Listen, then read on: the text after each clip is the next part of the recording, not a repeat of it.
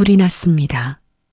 한양 도성안 가장 크고 번듯하다는 포목 창고에 불이 붙었습니다.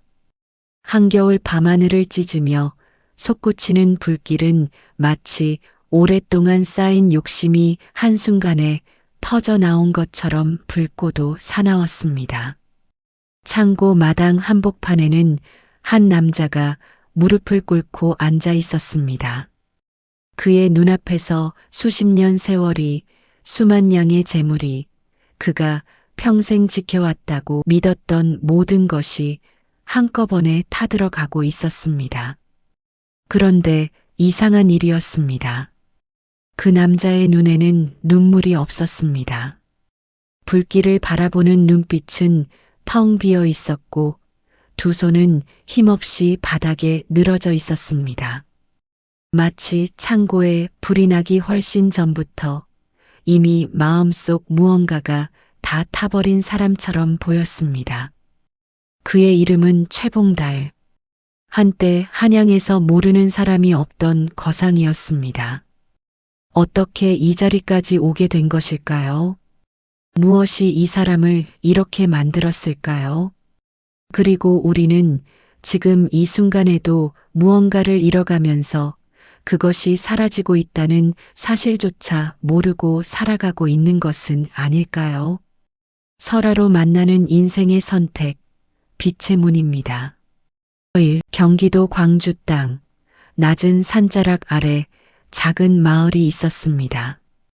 봄이면 들판 끝에 노란 꽃이 성기게 피었고 여름이면 장맛비가 흘길을 질척이게 만들었으며 가을이면 단풍이 곱게 물들어 산허리를 붉게 태웠습니다. 겨울이면 온 마을이 찬 서리에 덮여 숨소리마저 조심스러워졌습니다.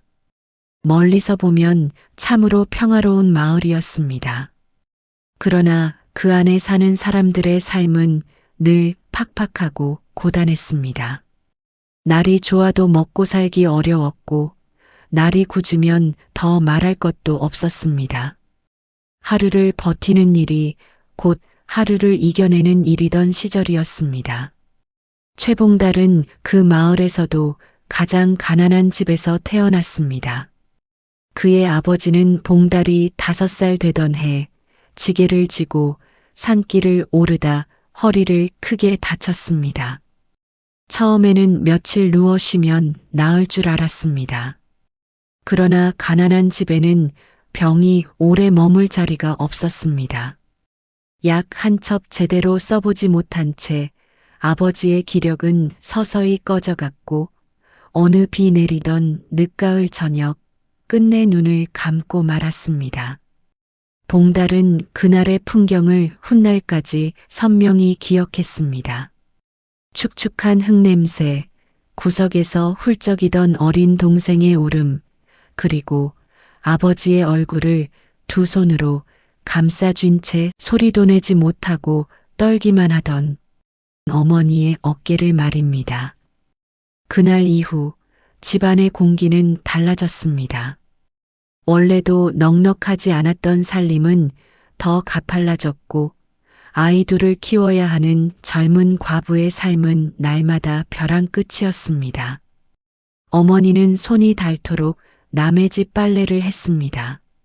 한겨울 얼음장 같은 개울가에서 남의 옷을 두드리고 늦은 밤 삭바느질까지 받아 하면서도 늘 입에 붙은 말은 같았습니다. 조금만 참자. 조금만 더 버티자. 그러나 세상에는 참는다고 해서 나아지지 않는 가난도 있었습니다. 밥상에는 늘 멀건 죽이 올라왔습니다. 그것마저 쌀이 넉넉하면 다행이었고 쌀이 떨어진 날에는 풀뿌리와 나물, 묵은 보리쌀을 섞어 억지로 끓인 죽이 전부였습니다. 봉달은 어린 나이에도 동생 봉래가 굶주림을 참지 못해 숟가락을 그릇 바닥까지 긁는 소리를 들으면 마음 한쪽이 조용히 무너져 내리는 것을 느꼈습니다. 그래서 봉래가 숟가락을 들 때면 그는 늘 슬그머니 자기 몫을 조금씩 덜어 동생 그릇으로 옮겼습니다. 복례가 눈치를 채고 작은 목소리로 물었습니다. 오빠, 왜 또 나 줘? 그러면 봉달은 억지로 웃으며 말했습니다. 나 오늘은 배 별로 안 고파. 너 많이 먹어? 그 말은 늘 거짓말이었습니다. 그의 배도 늘 고팠습니다. 그러나 봉달은 그 거짓말만큼은 조금도 부끄럽지 않았습니다. 어머니는 그런 봉달을 보며 아무 말 없이 고개를 돌리곤 했습니다. 아들이 너무 일찍 철든 것이 안쓰러웠던 것인지 그 철든 마음이 오히려 더 슬펐던 것인지는 알 수 없었습니다. 다만 밤이 깊어 아이들이 잠든 줄 알면 어머니가 마룻바닥 끝에 앉아 조용히 눈물을 훔치는 모습을 봉달은 몇 번이나 보았습니다. 그럴 때마다 그는 자는 척 눈을 꼭 감았습니다. 아이가 울면 어머니가 더 아플까 봐서였습니다. 마을 사람들의 시선도 그들에게는 차가웠습니다. 가진 것 없는 집안은 도끼보다 피해야 하는 짐처럼 여겨지기 쉬웠습니다. 마름댁 아이들은 봉달을 보면 대놓고 거지 새끼라고 놀렸고 몇몇 어른들은 어머니가 쌀 한 되만 구워달라 대문 앞에 서면 들은 척도 하지 않고 문을 닫아버리곤 했습니다. 어느 늦은 겨울날이었습니다. 바람이 몹시 차던 날 어머니가 끝내 빈손으로 돌아왔습니다. 봉달은 마당 끝에 서 있다가 조심스럽게 물었습니다. 어머니, 쌀은요? 어머니는 한참 동안 말이 없었습니다. 그러더니 얼어 갈라진 손으로 봉달의 머리를 한번 쓰다듬었습니다. 없더라. 그 짧은 대답 속에는 미안함도 서러움도 체념도 모두 섞여 있었습니다. 봉달은 그날 처음으로 알았습니다. 사람을 가장 작게 만드는 것은 배고픔만이 아니라 누군가에게 사정해야만 하는 처지라는 것을 말입니다. 봉달이 10살이 되던 해부터 그는 마름댁에서 허드렛 일을 시작했습니다. 새벽이면 장작을 패고 마당을 쓸고 짐을 나르고 소죽을 쑤었습니다.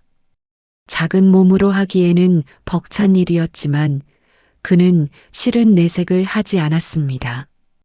그 집에서 품삯 끌어주는 보리쌀 한 줌, 간혹 남은 찬밥 한 덩이만으로도 집안에는 큰 도움이 되었기 때문이었습니다. 그리고 그 집에서 봉달은 처음으로 가진 자의 삶을 가까이서 보았습니다. 햇빛에 반짝이는 녹그릇들, 방마다 가지런히 개켜 쌓아둔 솜잎을, 광 안에 가득 쌓인 쌀가마니, 잔칫날도 아닌데 푸짐하게 차려지는 밥상. 봉달은 그런 것들을 볼 때마다 눈길을 오래 두지 않으려 애썼습니다. 괜히 쳐다보다가 제 신세만 더 선명하게 느껴질 것 같았기 때문이었습니다. 그러나 어린 마음은 이미 보고 말았습니다. 세상에는 배불리 먹는 사람들이 있고 따뜻하게 자는 사람들이 있고 남에게 아쉬운 소리 한마디 하지 않고도 당당히 사는 사람들이 있다는 것을 말입니다. 어느 날 저녁이었습니다. 마름댁 주인이 사내 하나를 붙들고 호통을 치는 소리가 사랑채 너머로 들려왔습니다. 이놈아, 돈이 없으면 사람 취급도 못 받는 게 세상이야. 그걸 아직도 모르느냐? 그 말은 봉달에게 한 것이 아니었습니다. 그러나 이상하게도 그 말은 다른 어떤 소리보다 더 또렷하게 봉달의 귀에 박혔습니다. 그는 장작단을 내려놓은 채 한동안 그 자리에 서 있었습니다. 돈이 없으면 사람 취급도 못 받는 세상. 그 말은 어린 봉달의 가슴에 차갑고 무거운 돌덩이처럼 가라앉았습니다. 그 후로 봉달은 세상을 보는 눈이 달라졌습니다. 예전에는 그저 하루를 버티는데 급급했다면 이제는 마음속 어딘가에 뚜렷한 생각 하나가 자라기 시작했습니다. 다시는 어머니가 대문 앞에서 빈손으로 돌아서지 않게 하리라. 다시는 복내가 배를 골치 않게 하리라. 다시는 누구도 자신을 깔보지 못하게 하리라. 그 다짐은 처음에는 아주 따뜻한 마음에서 비롯된 것이었습니다. 사랑하는 사람을 지키고 싶다는 어린 소년다운 간절한 마음이었습니다. 그러나 사람의 마음 속에 들어온 결심은 세월과 사정에 따라 때로 전혀 다른 얼굴로 자라기도 합니다. 그 무렵 봉달은 길에서 엽전 한 잎을 주었습니다. 가을이 끝나갈 무렵 마른 낙엽이 흘길에 바스락거리던 날이었습니다. 누군가 흘리고 간 낡은 엽전 하나가 길가에 반쯤 묻혀 있었습니다. 봉달은 주위를 살피고 조심스레 그것을 주워 손바닥 위에 올려놓았습니다. 그저 엽전 한 잎이었습니다. 국밥 한 그릇도 사기 어려운 작은 돈이었습니다. 하지만 봉달은 그날 해가 기울도록 그 엽전을 손에 쥐고 있었습니다. 손바닥 안에서 차갑던 쇠붙이가 체온을 머금어 조금씩 따뜻해졌습니다. 봉달은 이상하게 가슴이 뛰는 것을 느꼈습니다. 이 한 잎이 두 잎이 되고 두 잎이 열 잎이 되고 열 잎이 백 잎이 된다면 그러면 어머니가 울지 않아도 되지 않을까? 복내가 배부르게 먹을 수 있지 않을까? 자신도 사람들 앞에서 고개를 숙이지 않아도 되지 않을까? 그 생각이 들자 봉달의 가슴 속에서 작은 불씨 하나가 살아났습니다. 처음에는 희미한 불씨에 불과했습니다. 금세 사그라질지도 모르는 어린 결심이었습니다. 그러나 그것은 분명히 생겨났고 한번 생겨난 불씨는 쉽게 사라지지 않았습니다. 봉달이 16이 되던 해, 이른 봄이었습니다. 아직 상그늘에는 겨울 기운이 남아 있었지만 들판 가장자리에는 연두빛 새순이 조심스레 올라오고 있었습니다. 어머니는 그날따라 봉달을 오래 바라보았습니다. 아들은 어느새 키가 훌쩍 자라 있었습니다. 어릴 적처럼 마냥 여린 아이도 아니었고 그렇다고 아직 세상을 다 견디기에는 너무 어린 얼굴이기도 했습니다. 어머니는 한참을 망설이다가 봉달의 손을 꼭 잡았습니다. 갈라지고 거칠어진 손이었습니다. 봉달아. 예, 어머니. 너는 이 마을에서 평생 살 아이가 아니다. 봉달은 아무 말 없이 어머니를 바라보았습니다. 어머니의 눈가에는 잔주름이 깊게 내려앉아 있었습니다. 그 주름 하나하나가 모두 세월의 고생처럼 보였습니다. 여기 있어서는 내가 아무리 애써도 달라질 게 없다. 내가 살 길은 더 큰 데 있을 게다. 무섭더라도 나가거라. 봉달은 목이 메는 것을 느꼈습니다. 떠난다는 것은 두려운 일이었습니다. 하지만 남는다고 해서 나아질 것도 없다는 사실 역시 누구보다 잘 알고 있었습니다. 그는 천천히 고개를 끄덕였습니다. 어머니, 꼭 돌아올게요. 그래. 그때는 빈손으로 안 옵니다. 어머니는 웃는 듯 하다가 끝내 웃지 못했습니다. 다만 봉달의 손을 더 세게 잡았습니다. 그 손에는 붙잡고 싶은 마음도 있었고 보내야만 하는 마음도 있었습니다. 이튿날 새벽 봉달은 낡은 보따리 하나를 등에 메고 집을 나섰습니다. 어머니가 싸준 마른 떡 몇 조각과 누더기 옷 2벌 그리고 복내가 몰래 넣어둔 조그만 천조각 하나가 전부였습니다. 복내는 밤새 울었는지 눈이 퉁퉁 부어 있었습니다. 오빠, 꼭 와야 해. 봉달은 동생의 머리를 쓰다듬으며 억지로 웃었습니다. 바보야, 당연하지. 마을 어귀를 벗어나 구비를 돌던 순간 봉달은 뒤를 돌아보았습니다. 작은 초가집 지붕 위로 새벽빛이 희미하게 내려앉고 있었습니다. 마당 끝에 서서 손을 흔드는 어머니와 복례의 모습이 점처럼 멀어지고 있었습니다. 그 모습을 보는 순간 봉달의 눈에서 참았던 눈물이 툭 떨어졌습니다.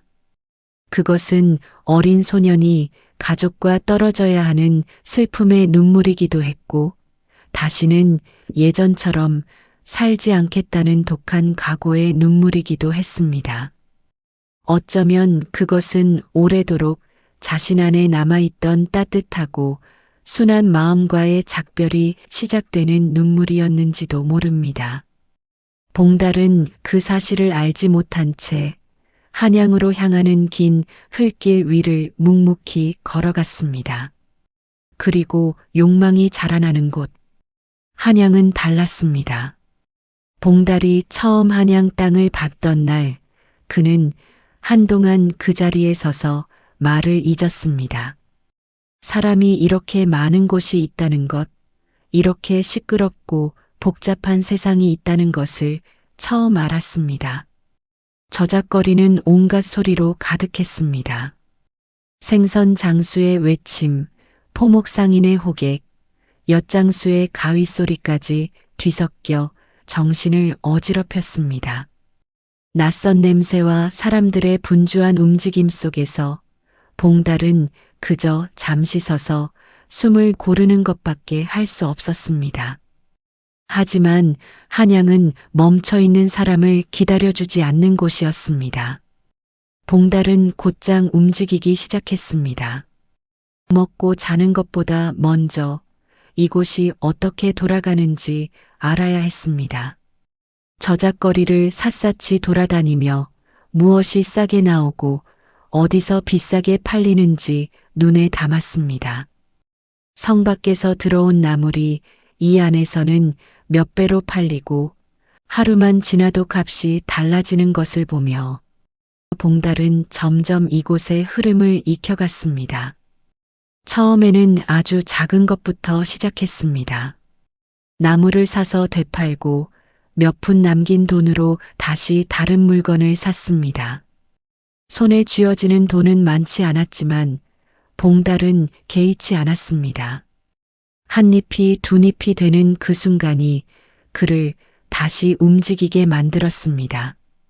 그 작은 변화가 이곳에서도 살아갈 수 있다는 희망처럼 느껴졌습니다. 그 무렵 봉달에게 손을 내민 사람이 있었습니다. 저작거리 한켠에서 작은 잡화점을 지키던 황 노인이었습니다. 어느 날 봉달이 손님과 값을 두고 실랑이를 벌이던 모습을 보고 말을 걸어왔습니다. 젊은이, 손님하고 싸워서 이겨봤자 남는 게 없네. 봉달은 억울한 표정으로 대꾸했습니다. 억울하게 깎이는 건 못 참습니다. 노인은 빙긋 웃었습니다. 억울한 걸 참는 것도 장사야. 들어와서 밥이나 먹고 가게. 그날 이후 봉달은 가끔 노인의 가게를 찾게 되었습니다. 황 노인은 거창한 것을 가르치지 않았습니다. 대신 장사의 기본을 일러주었습니다. 물건보다 사람을 먼저 보라는 것, 한 번의 이익보다 여러 번의 거래가 더 중요하다는 것, 그리고 신용은 돈보다 늦게 쌓이지만 더 오래 간다는 것.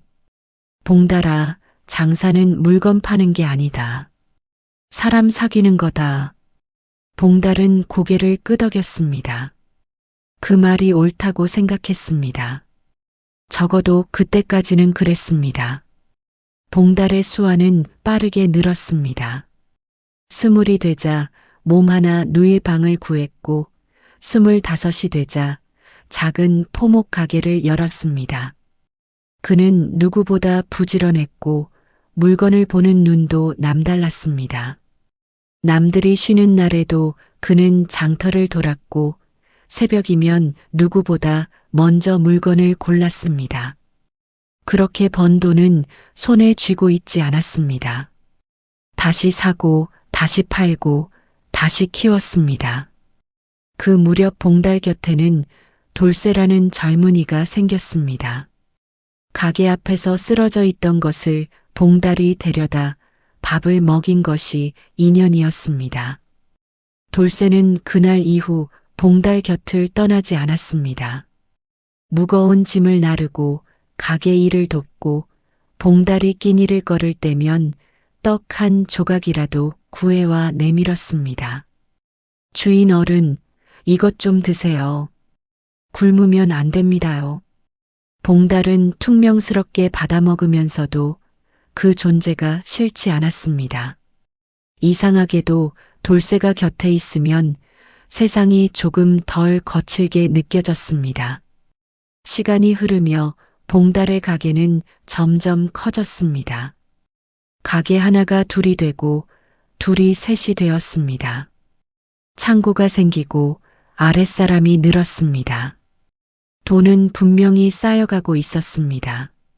사람들은 봉달을 두고 성공한 상인이라고 말하기 시작했습니다. 그러던 어느 날 봉달은 오랜만에 황 노인을 찾아갔습니다. 어르신, 저 이제 가게가 셋입니다. 노인은 조용히 물었습니다. 요즘 잠은 잘 자나? 봉달은 웃으며 대답했습니다. 더 벌어야지요. 노인은 잠시 봉달을 바라보다가 말했습니다. 벌어야 할 것과 놓치지 말아야 할 것을 헷갈리면 안 되네. 봉달은 그 말을 가볍게 넘겼습니다. 그때는 아직 몰랐습니다. 자신이 무엇을 쥐고 있고 무엇을 놓치기 시작했는지를, 그리고 사람은 대개 무엇이 처음 달라졌는지를 가장 늦게 알아차립니다. 봉달이 마흔을 바라보던 무렵 그는 한양 거상의 반열에 올랐습니다. 종로 큰 길 옆에 번듯한 포목전을 두었고 도성 안팎에는 그의 창고가 여러 곳이었습니다. 가게 앞에는 늘 손님이 끊이지 않았고 그의 이름은 이미 장사꾼들 사이에서 하나의 신뢰처럼 통했습니다. 좋은 물건을 찾는 이들은 먼저 봉달을 떠올렸고 큰 거래를 앞둔 상인들은 그의 눈치를 보았습니다. 겉으로 보면 봉달은 모든 것을 가진 사람이었습니다. 가난한 집에서 태어나 이만한 재물을 일군 사람, 누구도 쉽게 무시할 수 없는 위치까지 올라선 사람. 사람들은 그를 두고 대단하다 말했고 성공한 인생이라 부러워했습니다. 하지만 그 무렵부터 봉달의 삶에는 서서히 다른 그림자가 드리워지고 있었습니다. 봉달의 집에는 아내 복순과 어린 아들 도연이 있었습니다. 복순은 말수가 적고 조용한 여인이었지만 늘 집안을 단단히 지탱하는 사람이었습니다. 봉달이 아무것도 없던 시절부터 곁을 지켰고 불평 없이 함께 버텨온 사람이었습니다. 도연은 아직 어린아이였지만 아버지를 무척 따랐습니다. 아버지가 한번 웃어주면 하루 종일 기분이 좋을 만큼 그 존재 하나에 마음을 기댄 아이였습니다. 하지만 봉달은 점점 그 사실을 보지 못하게 되었습니다. 어느 날 저녁 도연이 아버지 방 앞에 서서 한참을 망설이다 문을 두드렸습니다. 아버지, 저랑 같이 밥 드시면 안 돼요? 봉달은 장부에서 눈을 떼지 않은 채 말했습니다. 오늘은 안 된다. 먼저 먹어라. 잠시 침묵이 흐르고 아이의 발소리가 멀어졌습니다. 봉달은 그 소리를 들었습니다. 그러나 다시 장부로 눈을 내렸습니다. 그날 밤 아이가 문 앞에서 한참 서 있었다는 사실은 다음 날이 되면 이미 그의 머릿속에서 사라져 있었습니다. 복순도 점점 같은 벽을 느끼고 있었습니다. 늦은 밤 봉달이 들어오면 복순은 식은 밥을 다시 데워내왔습니다. 어느 날 복순이 조용히 말했습니다. 도연이가 요즘 아버지 기다리다 잠들어요. 봉달은 대수롭지 않다는 듯 대답했습니다. 내가 이렇게 벌어야 식구들이 편히 사는 거요. 복순은 더 말하지 않았습니다. 다만 아주 작게 중얼거렸습니다. 편히 사는 게 꼭 이런 거여야 하나요?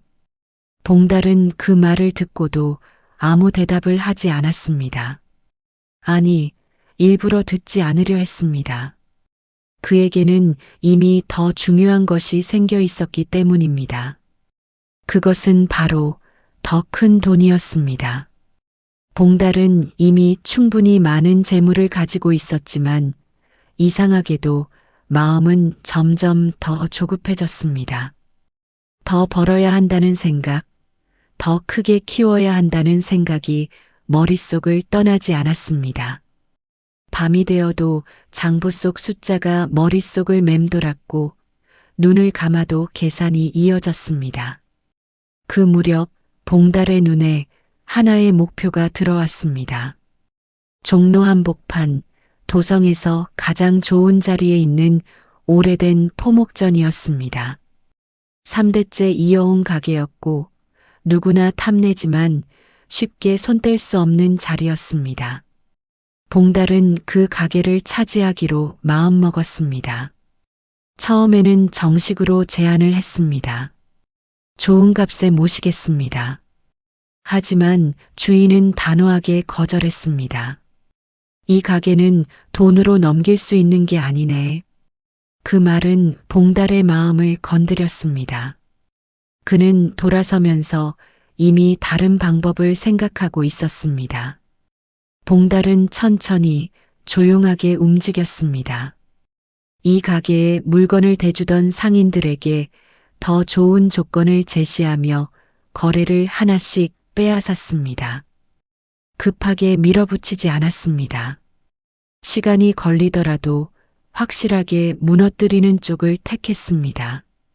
몇 달이 지나자 가게는 점점 흔들리기 시작했습니다. 물건이 끊기고 손님이 줄고 결국 문을 닫을 수밖에 없는 상황이 되었습니다. 그 자리는 결국 봉달의 손에 들어왔습니다. 사람들은 봉달의 수완을 칭찬했습니다. 하지만 동시에 그를 바라보는 시선도 조금씩 달라지고 있었습니다. 돌쇠는 그 변화를 누구보다 먼저 느꼈습니다. 어느 날 조심스럽게 말했습니다. 주인 어른, 꼭 그렇게까지 하셨어야 했습니까? 봉달은 무심하게 대답했습니다. 장사는 원래 그런 거다. 돌쇠는 한참 망설이다가 말했습니다. 그래도 예전의 주인 어른은 이런 분이 아니셨습니다. 봉달의 표정이 굳었습니다. 돌쇠, 내가 신경 쓸 일 아니다. 그날 이후 돌쇠는 더 이상 같은 말을 꺼내지 않았습니다. 하지만 그 눈빛은 변했습니다. 봉달을 바라보는 눈이 예전처럼 편하지 않았습니다. 그의 가을, 복순이 쓰러졌습니다. 처음에는 가벼운 병인 줄 알았습니다. 하지만 상태는 점점 나빠졌습니다. 의원을 불러 약을 써도 차도가 없었습니다. 도연은 어머니 곁을 떠나지 않았고 밤마다 손을 잡고 앉아 있었습니다. 봉달도 처음에는 곁을 지켰습니다. 하지만 곧 큰 거래가 들어왔습니다. 봉달은 고민했습니다. 그리고 결국 떠났습니다. 복순이 그를 붙잡으며 말했습니다. 오늘은 있어주면 안 돼요? 봉달은 잠시 머뭇거리다 말했습니다. 이번 거래만 끝나면 된다. 복순은 조용히 눈을 감으며 말했습니다. 그 말 몇 번째예요? 봉달은 아무 대답도 하지 못했습니다. 그가 돌아왔을 때 모든 것은 끝나 있었습니다. 도연은 어머니 손을 잡고 울고 있었고 집안은 이미 조용해져 있었습니다. 봉달은 한참을 그 자리에 서 있었습니다. 가슴이 무너지는 것 같았지만 눈물은 나오지 않았습니다. 그는 겨우 한마디를 내뱉었습니다. 내가 늦었구나. 얼마 지나지 않아 돌쇠도 떠났습니다. 제가 모시던 분이 이제 안 계신 것 같아서요. 그 말을 남기고 돌아서는 돌쇠를 봉달은 끝내 붙잡지 못했습니다. 그날 이후 봉달의 집은 조용해졌습니다. 그리고 봉달의 삶도 겉보기와는 다르게 조금씩 무너지고 있었습니다. 그는 여전히 많은 것을 가지고 있었지만 정작 가장 소중한 것들은 하나씩 그의 곁을 떠나고 있었습니다. 그리고 그는 아직 그것을 제대로 알아차리지 못하고 있었습니다. 복순이 떠난 뒤에도 봉달은 멈추지 못했습니다. 아니, 어쩌면 더 깊이 장사 속으로 숨어들었다고 해야 맞을 것입니다. 아무것도 생각하지 않으려면 바빠야 했습니다. 새벽부터 거래처를 돌고 밤늦게까지 장부를 들여다보며 숫자를 맞추고 더 큰 이익을 위해 머리를 굴리고 있으면 잠시나마 마음속 깊은 곳에서 올라오는 후회와 허물을 밀어둘 수 있었습니다. 그는 슬픔을 견디는 대신 슬픔을 외면하는 길을 택했습니다. 그리고 그 외면은 결국 더 큰 대가를 데리고 왔습니다. 이 서방의 가게를 손에 넣은 뒤부터 상인들 사이의 분위기는 조금씩 달라지고 있었습니다. 겉으로는 여전히 봉달을 치켜세우는 말이 많았습니다. 하지만 웃는 얼굴 뒤에서는 다른 말이 돌았습니다. 최봉달은 믿기 어렵다. 웃으면서도 뒤로는 판을 짠다. 오늘은 남의 거래처를 빼앗고 내일은 내 숨통을 조를지 모른다.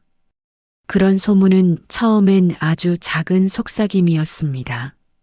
하지만 한번 생긴 불신은 생각보다 빠르게 퍼집니다. 사람의 마음 속에서 신용이 흔들리기 시작하면 장부에 찍히지 않는 균열이 생깁니다. 봉달은 그 균열을 너무 늦게 알아차렸습니다. 거래처 몇 곳이 슬그머니 발을 뺐습니다. 처음엔 그저 일시적인 사정이겠거니 했습니다. 누군가는 친척 일을 핑계댔고 누군가는 다른 지방으로 판로를 넓힌다 했습니다. 봉달은 콧방귀를 뀌었습니다. 하나가 빠지면 둘을 채우면 된다. 이 바닥에 사람은 많고 돈은 여전히 내 손에 있다. 그는 그렇게 생각했습니다. 그러나 장사는 물건만으로 굴러가지 않습니다. 눈에 보이지 않는 신뢰가 바닥에서 받쳐주지 않으면 겉으로 멀쩡한 가게도 어느 날 문득 한쪽으로 기울기 시작합니다. 그리고 그해 겨울, 가장 추운 밤에 불이 났습니다. 창고지기가 밤중에 헐레벌떡 뛰어와 대문을 두드렸습니다. 숨이 넘어갈 듯 헉헉거리며 외치는 목소리에 봉달은 단숨에 잠에서 깼습니다. 주인 어른, 큰일 났습니다. 창고에 불이 붙었습니다. 봉달은 겉옷도 제대로 여미지 못한 채 밖으로 뛰쳐나갔습니다. 살을 베는 찬바람이 얼굴을 때렸지만 그것을 느낄 겨를도 없었습니다. 창고가 있는 쪽 하늘이 이미 벌겋게 물들어 있었습니다. 가까이 갈수록 타는 냄새가 코를 찔렀고 사람들 아우성이 바람을 타고 쏟아졌습니다. 창고에 도착했을 때 불길은 이미 지붕 전체를 집어삼키고 있었습니다. 그 밤의 불은 무서웠습니다. 겨울바람을 탄 불길은 마치 살아있는 짐승처럼 이리저리 몸을 뒤틀며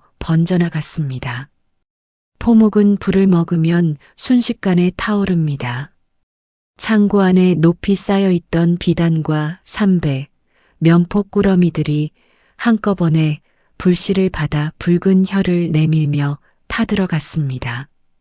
불길이 한번 휩쓸고 지나갈 때마다 천이 오그라드는 소리가 났고 나무 들보가 견디다 못해 쩍 갈라지는 소리가 뒤따랐습니다. 짐꾼들과 창고지기들이 물동이를 끌어와 뿌렸지만 활활 타오르는 불 앞에서는 그 물조차 금세 김으로 사라졌습니다. 누군가가 봉달의 팔을 붙잡고 외쳤습니다. 들어가시면 안 됩니다. 위험합니다. 봉달은 그 손을 뿌리치고 몇 걸음 더 앞으로 나갔습니다. 창고 안에는 그가 수십 년 동안 모으고 지켜온 물건들이 있었습니다. 밤새 거래처를 설득해 겨우 받아낸 물건들, 여러 지방 상인들과 얽힌 장부, 겨울 장사를 버티게 해줄 중요한 포목들이 모두 그 안에 있었습니다. 한순간 봉달은 불길 속으로라도 뛰어들고 싶었습니다. 하지만 창고 문이 안쪽에서 무너지며 거센 불꽃이 밖으로 쏟아져 나왔고 사람들은 봉달을 겨우 끌어냈습니다. 그는 마침내 창고 마당에 무릎을 꿇었습니다. 두 손이 저절로 땅을 짚었습니다. 찬 흙바닥이 손바닥에 닿았지만 아무 감각도 없었습니다. 눈앞에서는 수십 년이 타들어가고 있었습니다. 수만 양의 재물이, 수많은 거래의 흔적이, 그가 평생 지켜왔다고 믿었던 것들이 모두 불 속에서 형태를 잃고 있었습니다. 그런데 이상한 일이었습니다. 봉달은 울지 못했습니다. 화를 내지도 못했습니다. 사람들에게 더 빨리 물을 퍼오라고 소리치지도 않았습니다. 그저 멍하니 너무 오래 비워져 버린 사람처럼 불길만 바라보았습니다. 창고가 완전히 무너져 내린 것은 새벽이 가까워진 뒤였습니다.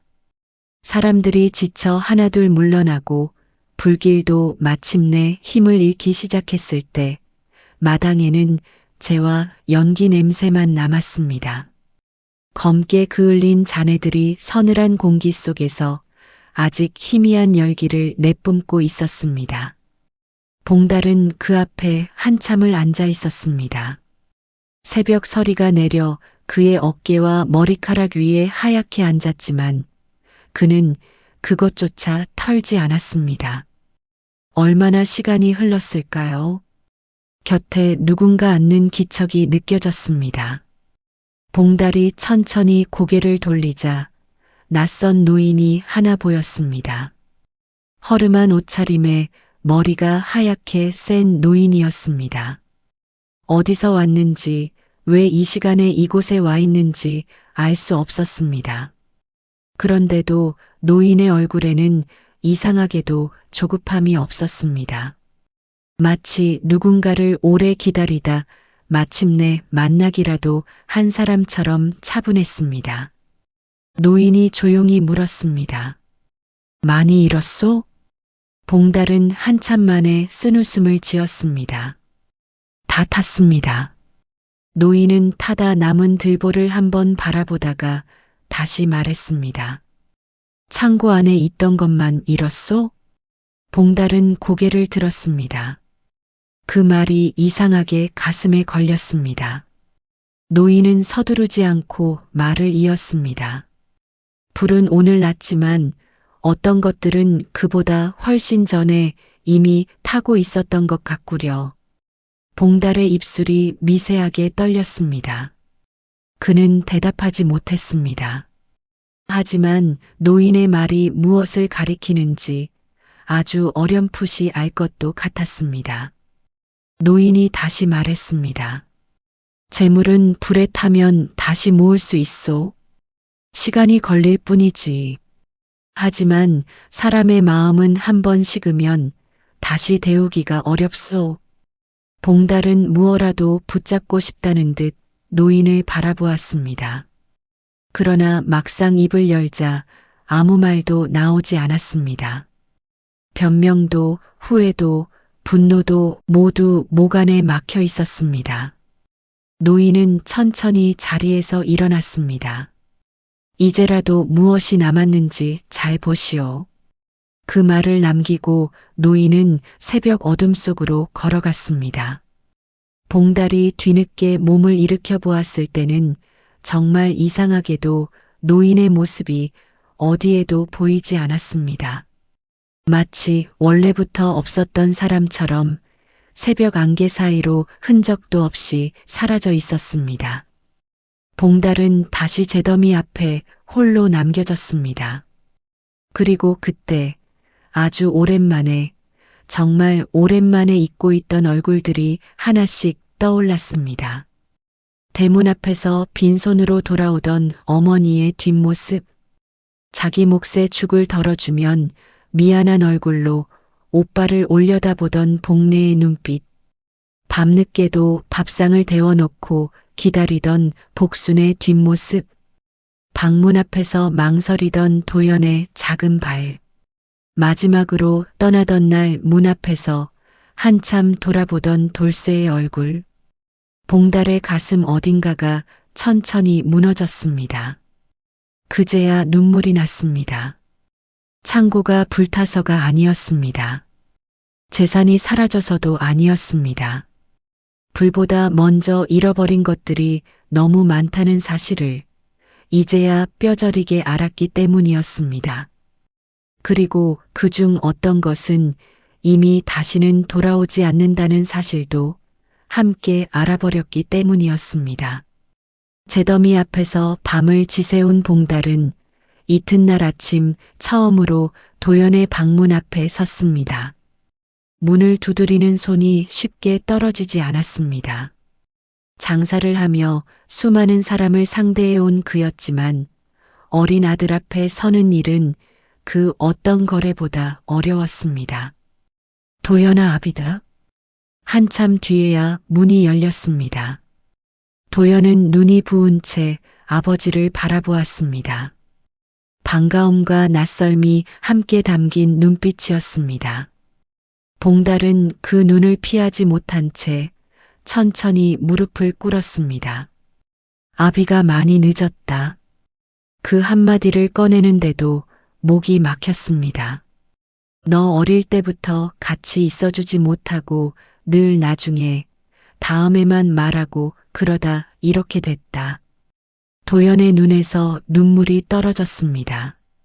하지만 아이는 곧장 아버지에게 안기지 않았습니다. 왜 이제 왔어요? 그 말은 조용했지만 깊었습니다. 봉달은 아무 말도 하지 못했습니다. 변명할 수 없다는 것을 스스로도 알고 있었습니다. 다 내 잘못이다. 도연은 고개를 숙인 채 울었습니다. 봉달은 그저 아이와 같은 자리에서 함께 울었습니다. 처음으로 같은 슬픔을 마주한 채로. 그날 이후 봉달은 달라지기 시작했습니다. 크게 달라진 것은 없었습니다. 오히려 아주 작은 것부터였습니다. 아침이면 도연과 함께 밥을 먹었습니다. 장에 나가기 전 언제 돌아오는지 말했습니다. 밤이 되면 아이의 방 앞에 잠시 서 있다가 조용히 돌아섰습니다.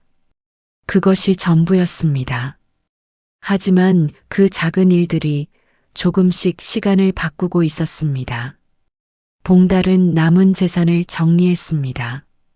무리하게 벌려놓았던 일들을 줄이고 작은 포목가게 하나만 남겼습니다. 사람들은 수군거렸습니다. 한양 최고의 거상이 저렇게 무너졌다고, 결국 욕심이 화를 불렀다고. 봉달은 그 말을 들으면서도 아무 대답도 하지 않았습니다. 이제는 무엇을 지켜야 하는지 알았기 때문입니다. 어느 날 봉달은 오랜만에 황 노인을 찾아갔습니다. 요즘은 잠이 잘 옵니다. 노인은 웃으며 말했습니다. 이제야 제대로 살기 시작한 게지. 봉달은 그 말을 오래 마음에 담았습니다. 많이 가졌을 때보다 지금이 더 편안했습니다. 많이 벌었을 때보다 지금이 더 따뜻했습니다. 가진 것은 줄었는데 이상하게 마음은 더 채워져 있었습니다. 봉달은 그 뒤로 작은 가게를 지키며 살았습니다. 도연과 함께 밥을 먹고 손님과 마주 앉아 천을 펼쳐 보이고 해질 무렵이면 조용히 문을 닫고 집으로 돌아갔습니다. 그는 이제야 알았습니다. 사람이 평생 쥐고 살아야 할 것은 생각보다 많지 않다는 것을, 그리고 그 대부분은 돈으로는 살 수 없다는 것도. 우리는 살면서 참 많은 것을 손에 쥐려 합니다. 더 많은 돈, 더 높은 자리, 더 큰 인정. 그것이 나쁜 것은 아닙니다. 하지만 그 마음이 너무 커져서 정작 가장 소중한 것을 밀어내고 있다는 사실을 우리는 종종 너무 늦게 깨닫습니다. 혹시 지금 이 순간에도 나중에 잘해주겠다는 말만 남겨둔 채 오늘을 흘려보내고 계시지는 않으신가요? 나중은 생각보다 빨리 옵니다. 봉달이 끝내 붙잡고 싶었던 것은 돈이 아니었습니다. 아들의 손이었고 함께 나누던 밥 한 끼였고 다시는 들을 수 없는 아내의 목소리였습니다. 우리가 진짜 잃어서는 안 되는 것들은 언제나 그런 것들입니다. 오늘 하루가 고단하셨다면 잠시 멈추어 보시기 바랍니다. 지금 내 곁에 있는 사람을, 지금 내가 붙잡을 수 있는 시간을 한 번만 더 돌아보시기 바랍니다. 아직 늦지 않았다면 그것으로 충분합니다. 설화를 통해 배우는 인생 이야기, 빛의 문이었습니다. 시청해 주셔서 감사합니다. 오늘도 마음 한구석이 따뜻해지는 평안한 밤 되시길 바랍니다.